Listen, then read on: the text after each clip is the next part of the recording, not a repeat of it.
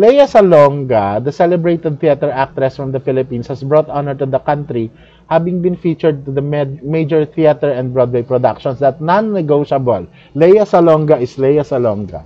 Pero, ito ang tanong, nandun sa last question, one of which is the Miss Saigon, which was composed by whom? So, ang gusto niya palang tanungin, kung sino ang gumawa or nag-compose ng Miss Saigon na pinagbibidahan noon ni Lea Salonga. Ayan. Na marami ng mga Pilipina ngayon ang nandoon. Is it Oscar Hammerstein, Andrew Lloyd Webber, Claude Michael Schoenberg, or Giacomo Puccini? Si Oscar Hammerstein ang gumawa ng The Sound of Music.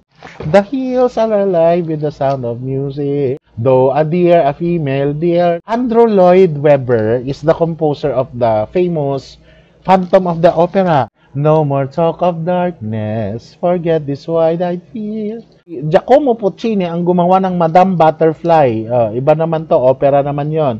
So, the correct answer to this question is no other than ayan, si Claude Michael Schoenberg, si Miss Saigon. Ayun, bring him home. Nauso ngayon dahil kay Duterte. I would really suggest the best way to really remember it is to experience it. No, hindi sapat na pinag-uusapan lang natin dito.